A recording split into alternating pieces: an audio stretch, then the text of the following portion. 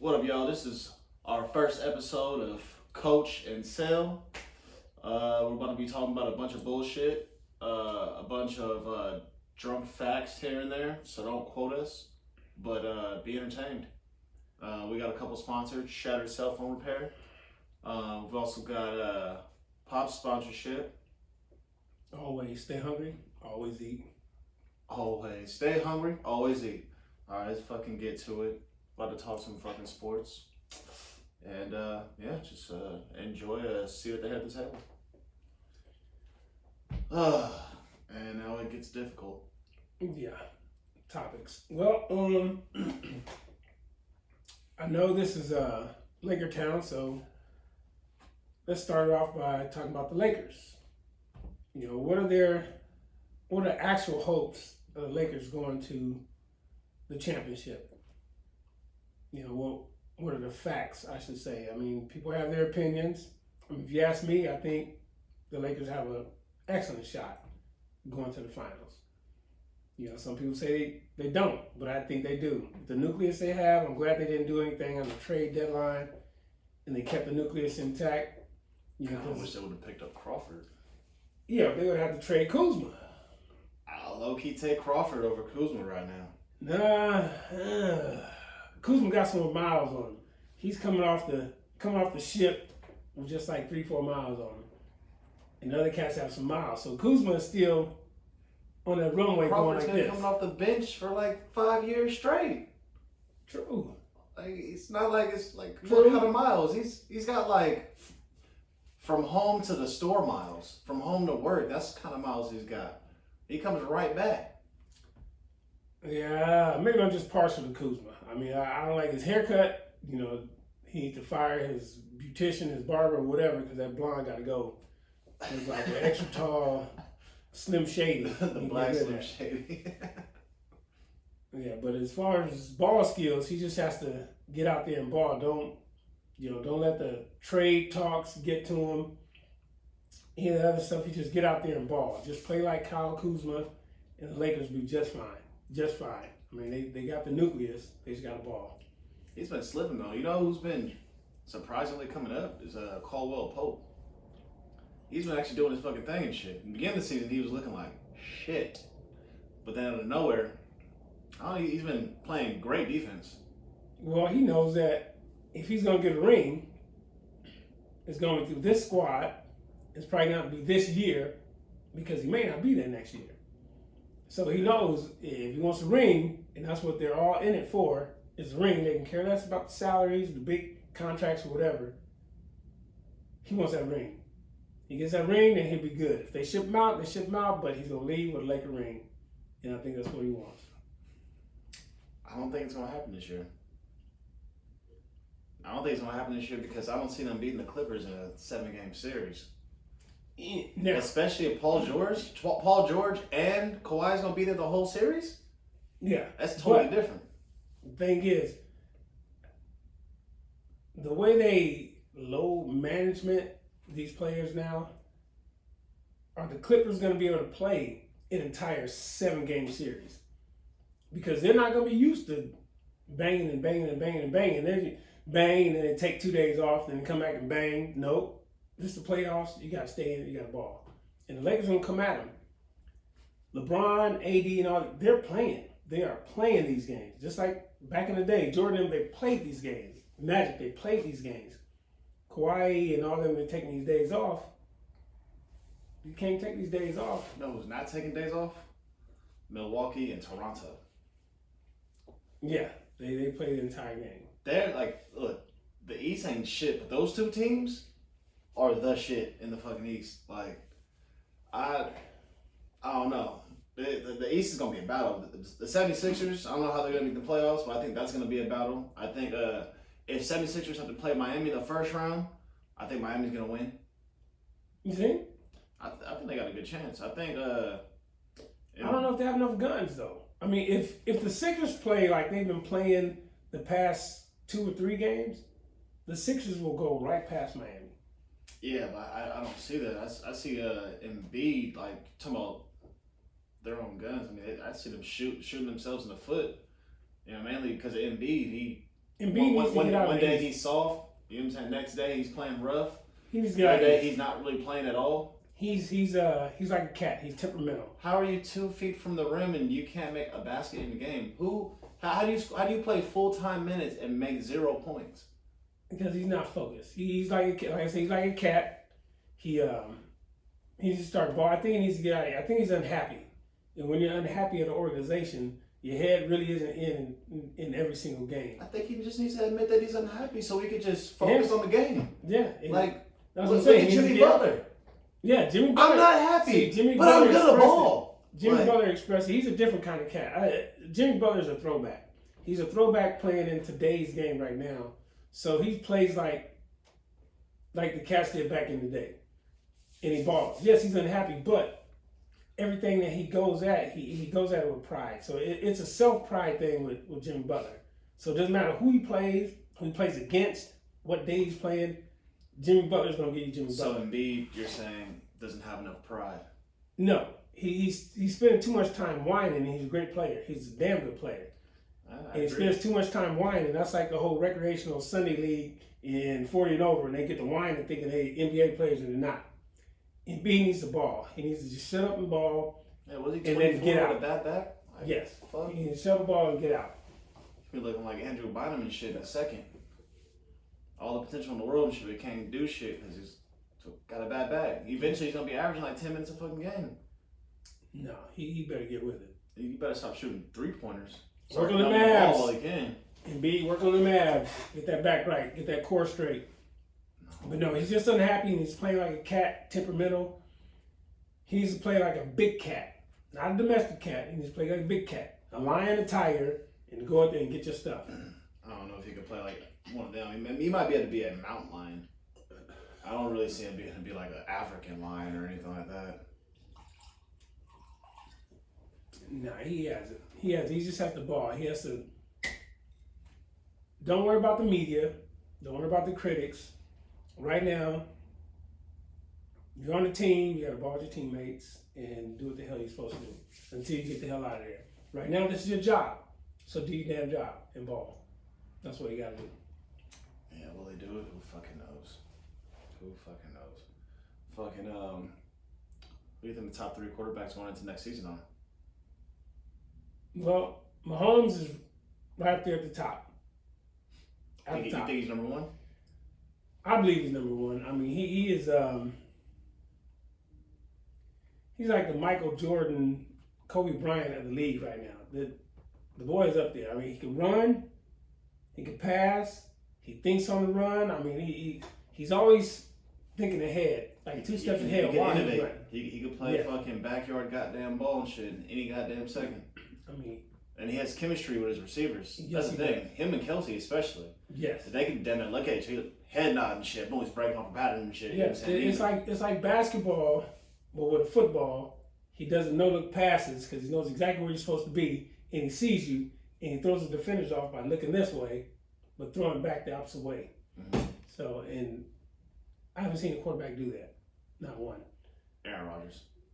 Aaron Rodgers was doing that before him. Well, he was throwing across his body, but was he doing no-look passes, or would he look off and then look back real quick and throw? He would do no-look passes sometimes. You got to go back. I was watching his highlights. He does that. He'll be looking over here and shit, and fucking shovel it right there and shit. Is Aaron Rodgers in the top 3 for going into next season? I was just gonna ask that, cause can you name 3 people better than Aaron Rodgers right now? Well, let me see. I feel like he's arguably in the top 3.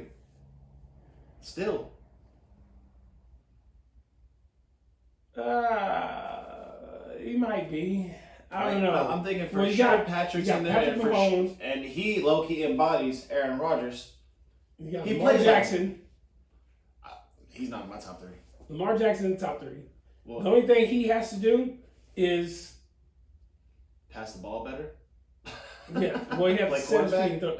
Because right now he's trying to do too much. If he just settles down and actually takes the game the same way that Patrick does, he's going to be lethal. Because he can run. He's probably one of the most lethal running quarterbacks in the league. Awesome. He's actually better than but whenever he gets Patrick Mahomes as far as running. Yes, and that's what he has to. he can't he get relies frustrated. too much on his run. He never expected to break down and shit. And when it does, he never has a backup plan. No, and absolutely, so I agree with that makes him a wildcat fucking quarterback. And he might as well be Ronnie Brown whenever they were doing it in Miami and shit with him and Ricky Williams. Yeah, but it's literally the same thing or whatever. They're passing the ball probably just as much as each other. But I think that now that I think he's going to reflect over this past season, and then how those teams stopped him in the playoffs. And he's that type of player where he doesn't like to get shut down, but he has to. This was his learning year, so he hasn't been shut down like that before. Not like that. Like they just shut his ass down. They just shut him down. Now he couldn't make passes, right? And he had to be forced to make passes. Supposedly his accuracy got better. Like no, he was doing dink and dunk and wide open passes. So he rarely had a difficult pass. So I think he's going to come back in the 2020 season, and that's when you're like, I mean, I know he's a smart dude. I think he's going to look at Patrick Mahomes. He's going to look at Aaron Rodgers. He's going to look at the quarterbacks that were actually doing. I mean, you got Russell Wilson is still up there. Is he top 3? I don't know, but he's still at least in top 5. Lamar Jackson's going to be another Colin Kaepernick. They're going to create a system for him all around the league and shut him down. He's going to be just another guy. He's going to be top, maybe 20. He's going to be in the range of 20 and 30 quarterbacks in the league. I don't know. I think I beg to differ. I think he's going to... Oh, we'll see, though. I think he's going to get hurt this year if he keeps playing like he did last year. Well, if he keeps going, I mean, the best quarterback that I've seen do that ran a lot was Michael Vick. And there hasn't been another Michael Vick. And I don't think there's going to be another Michael Vick can also be from the pocket if he wants to and shit. But Michael he can also Vick roll out and hit you with a dime. Yeah, he was a freak of nature. Michael Vick was a freak. And he was left-handed, so it made it even more difficult for defense to deal with because they weren't used to quarterbacks being able to roll out and shit and be able to just hit a dime on the run, running a 4-2. You know what I'm saying? Like full speed, right before I tiptoed the... And I think if Lamar Jackson wants to remain up there in the top quarterback, I think he needs to look at Michael Vick videos. Look at those videos. Look at all the quarterbacks that were doing what he can't do. He needs to study them and see what they do as far as the run. Like Michael Vick can run, but he can run up to the line of scrimmage and throw a dime.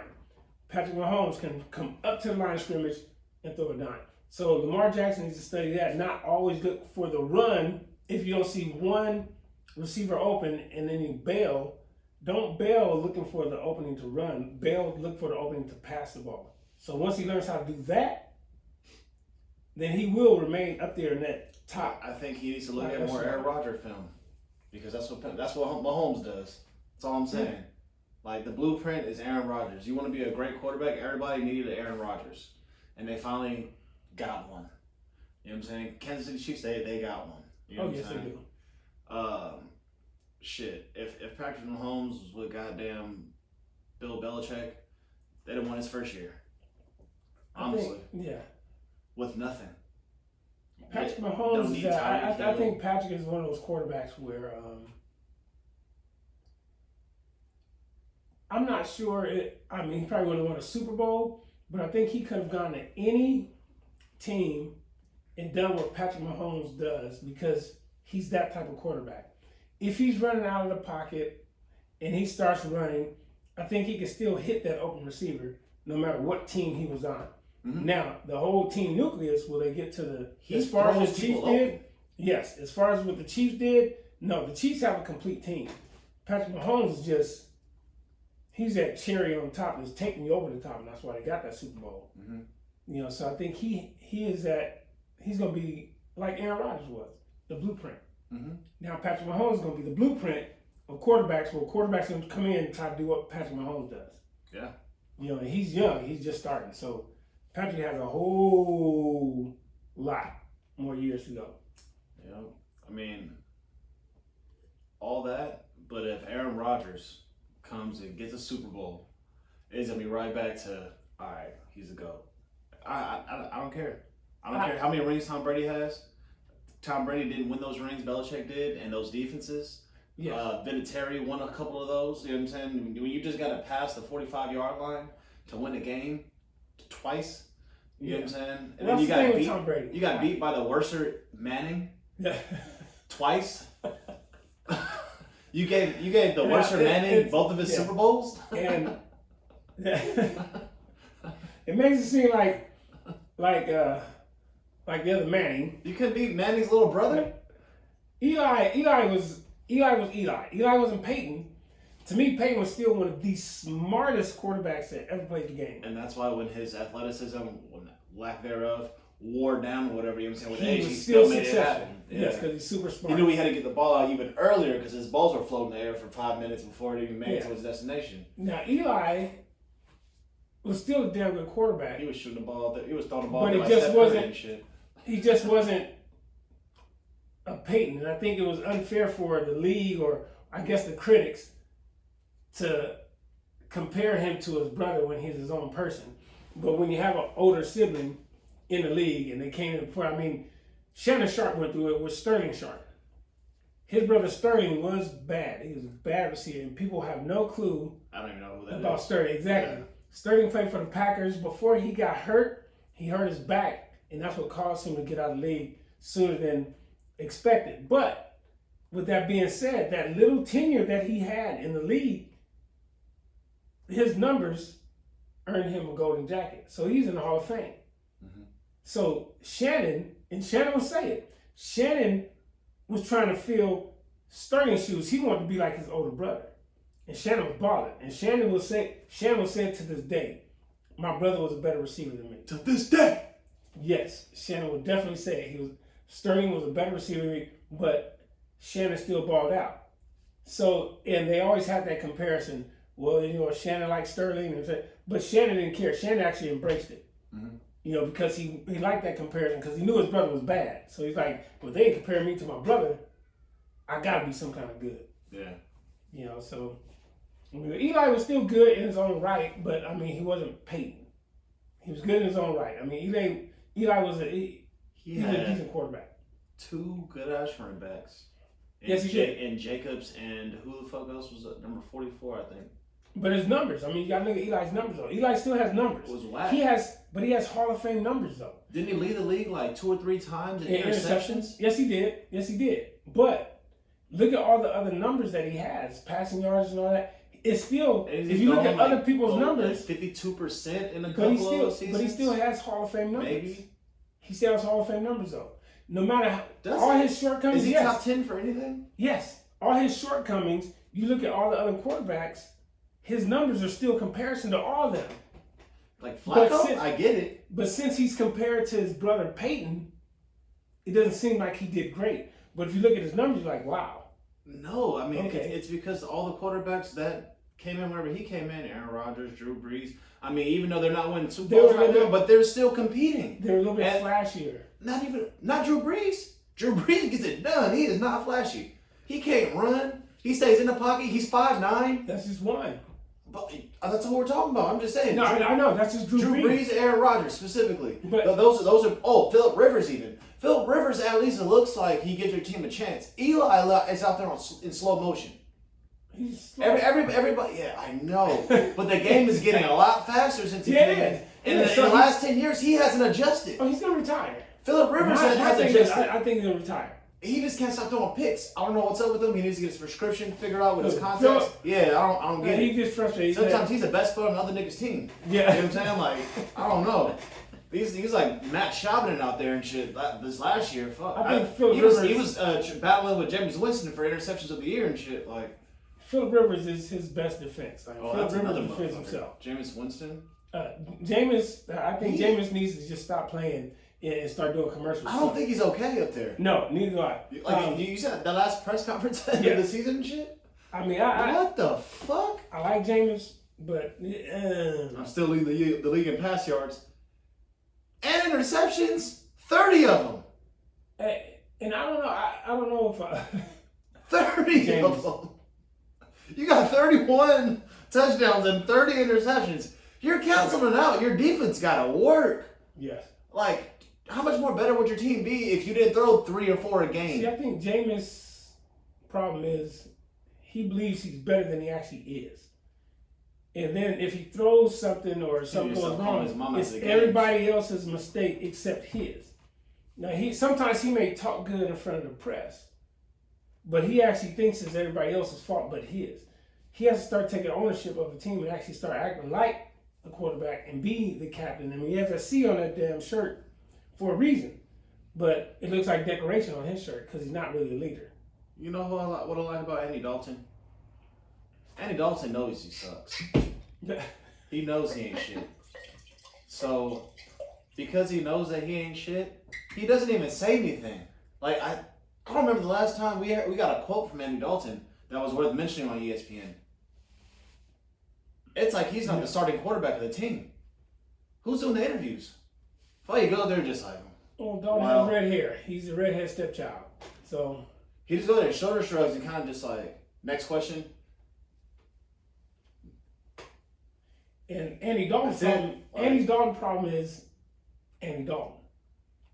Because he can throw, but his lack of confidence is like, dude, do you not want to be here? And if you don't want to be, if you're in the NFL and you don't have confidence in yourself for your game, you don't need to play that game. I wish if Derek Carr acted like Andy Dalton did, I would be fine. I would like Derek Carr better. You see, Derek Carr, what irritates me about Derek Carr? He's worse than Jameis Winston. Derek Carr irritates me because he's acting like a flat out pussy. Because his knee got hurt 2 years ago, right? 2 years ago? Maybe even 3. But he came back playing like his knee still hurt. If your knee still hurts, sit your ass down. Sit down, don't come out there playing like a punk. Because you're playing on my team, man. My Raiders, my team. You hurt my feelings the way you're playing. Either play the game or get your ass out, and we'll get another quarterback in there. We're Raiders fans, but we're honest about the players that we got. Always. Derek Carr, always. Fuck you.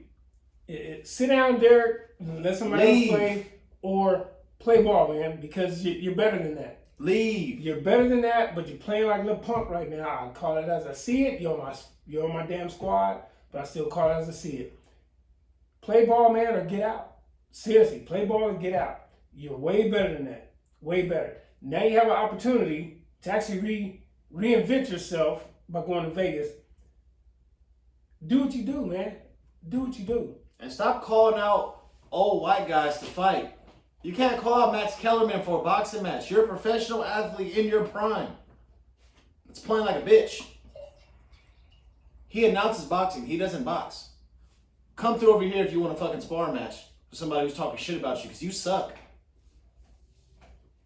Yep. And I know a lot of Raider fans that feel the same way.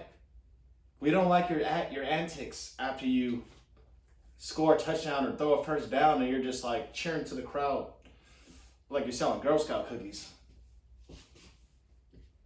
Ball out, man. Ball out. Or roll out. Roll out before anything. Unless you're going to ball out. All right. Sorry. Nope. I had to have a serious moment. All right. Well, man. All right. We talked that football stuff all day, man. Yeah, we really could. Lakers football. All right. John Jones, Reyes. All right. John Jones, bruh. I have a different opinion since that night. JJ. Now. I have a different opinion since that night. Now, that's fine. Now, you walked away with the title, JJ, and in order to take the belt from a champion, you got to beat the champion. First episode, we call John Jones JJ.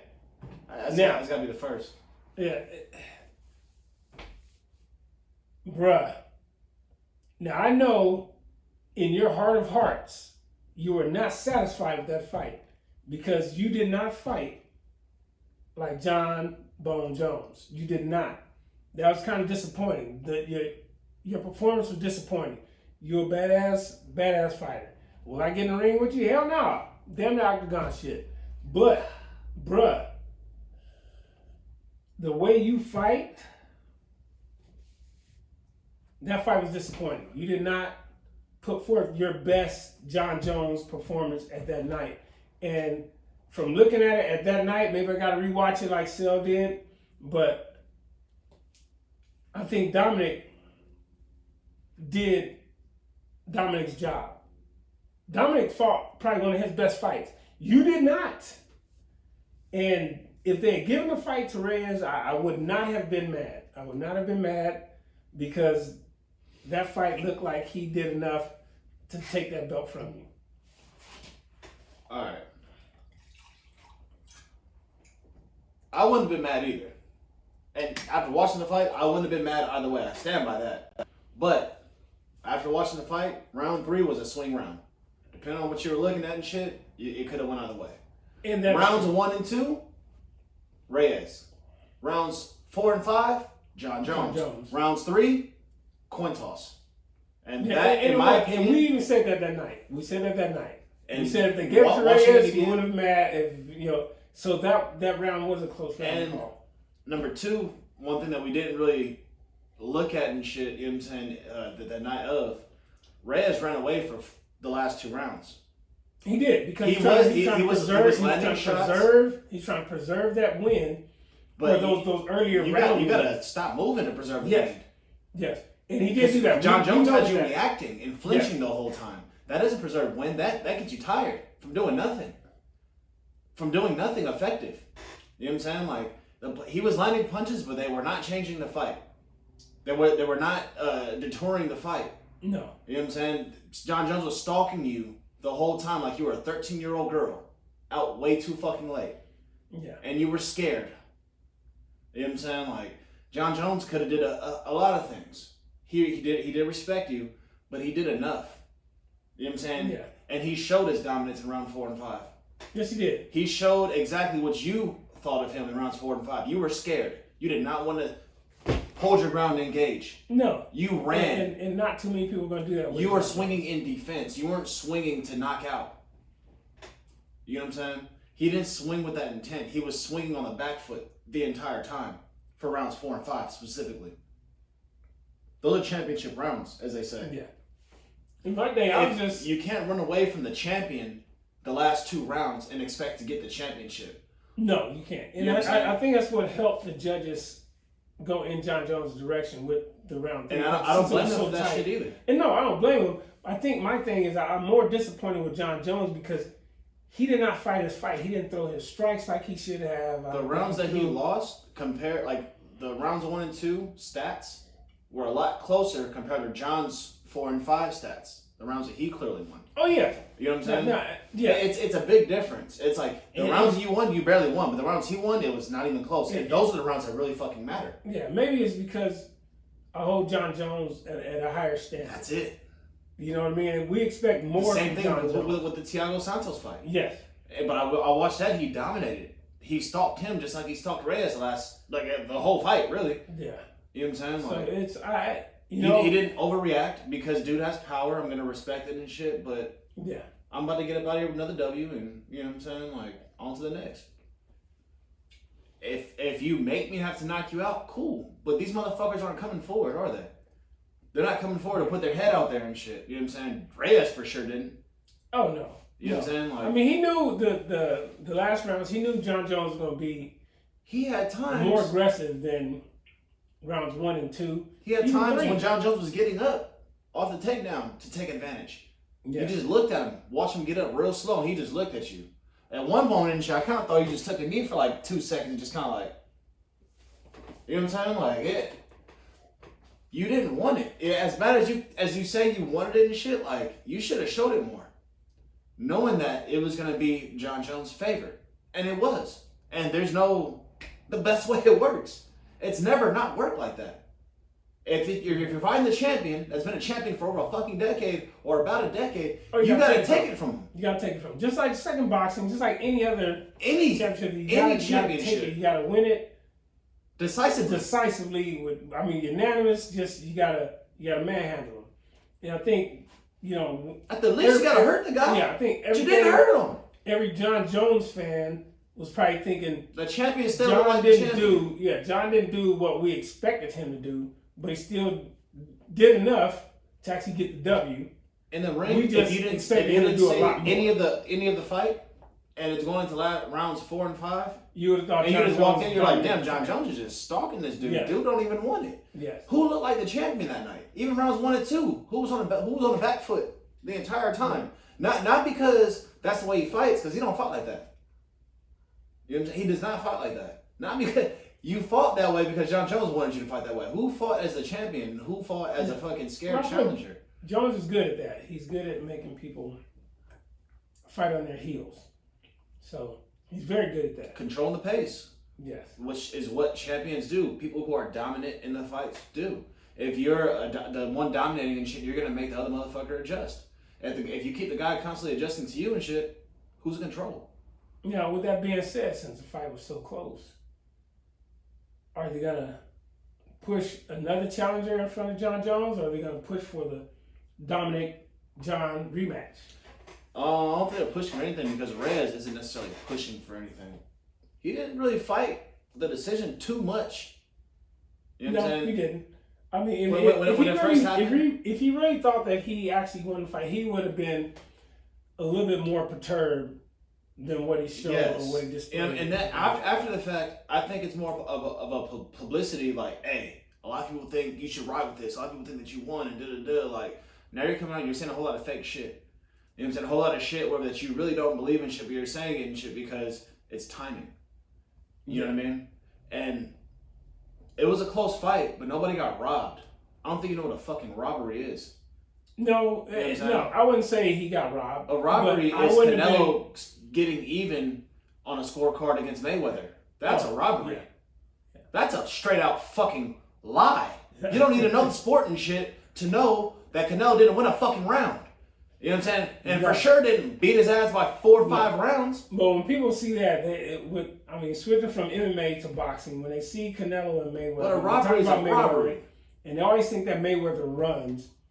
But if you think that Mayweather runs, that means you don't know boxing. Boxing is not like MMA. Boxing is different. Boxing is you're not trying to get hit. So the opponent has to try to hit you. Canelo could not hit Mayweather. He wasn't running. He had boxing defense up. He gave Canelo the shoulder. Canelo couldn't connect with him. But when Mayweather threw his punches, he was connecting. So is that Mayweather's fault that Canelo can't connect? Or is it Canelo's fault that he didn't have the defense to avoid Mayweather's punches? Either way, Mayweather dominated the fight. No matter how they want to look at it, is he running? No, he's not running. He's boxing. He put on a boxing But let's say he did run. I just want to point that out there. Let's say he did run.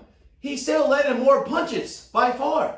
And in a fight, that's who wins the fucking fight.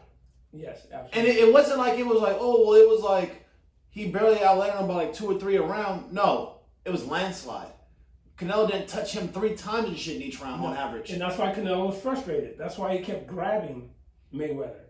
I mean, it's the same thing. I mean, if you put McGregor, if they actually spoke to McGregor and asked him about the boxing, McGregor he's a pompous dude, but he's confident in what he does, but he's a very honest dude. He will let you know Mayweather is a hard motherfucker to get in the ring and box with. For people that don't box, McGregor will say he's that. a hell of a boxer. Yes, he'll say that. He boxes like a motherfucker. You know, it's that defense. He was very slippery. I couldn't catch him. He's not an MMA fighter, so they expect Mayweather to stand toe-to-toe and swing with.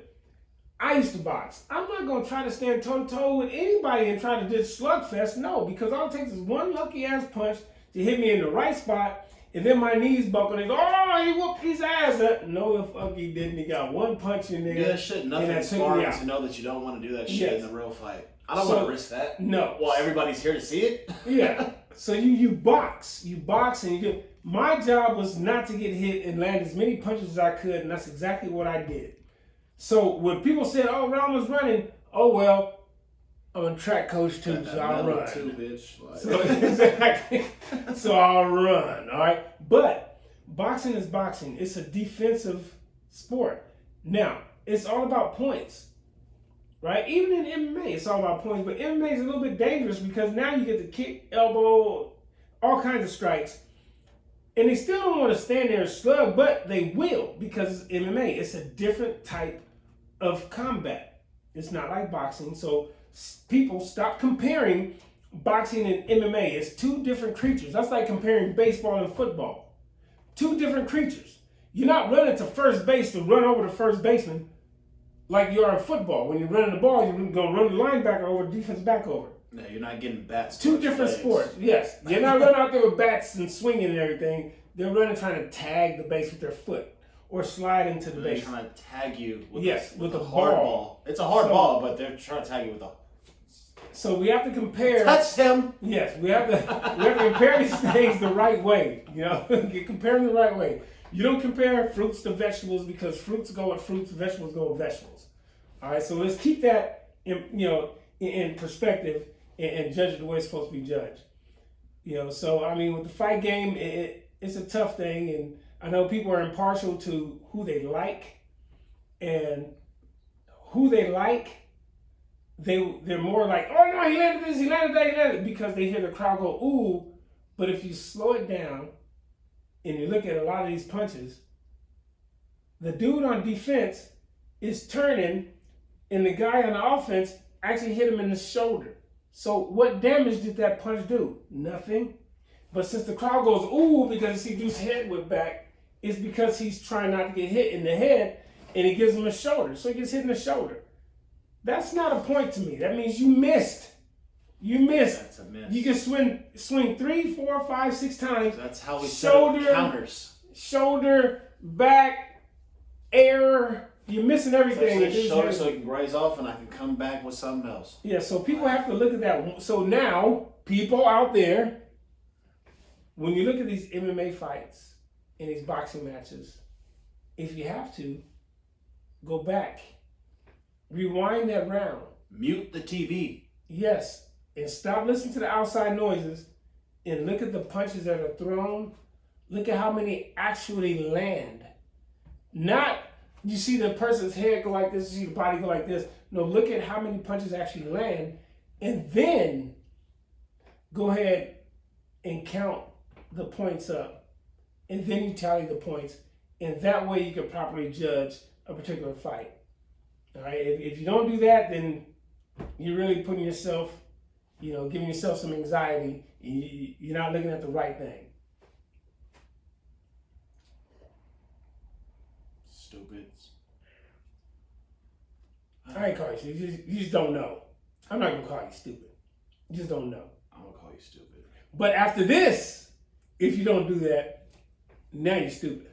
You're about as stupid as we are because we don't know the fucking rules. So we duct tape our bottles so we don't get in trouble. So on YouTube, we don't gotta act like we're in prison and we gotta hide the hooch. And they didn't pay us to do this, so we gotta, we can't advertise them. Gotta get some $39 duct tape from the liquor store. We gotta hook it up. You know what I'm saying? But yeah, you know what? I think this is good for the day. Let's wrap it up. We can wrap it up. So this is our first episode. You guys have any comments, questions, whatever. I mean, if you want to hear us talk about a subject, go ahead, hit us up. Please. We'll talk about anything. Doesn't have to be sports. It can be anything. They don't call me coach for nothing. I've been at this for a few years. So go ahead, hit me up. Hit Cel up. That's right. Any you questions? want to learn how to break up with your bitch? Hit me up. Hit us up.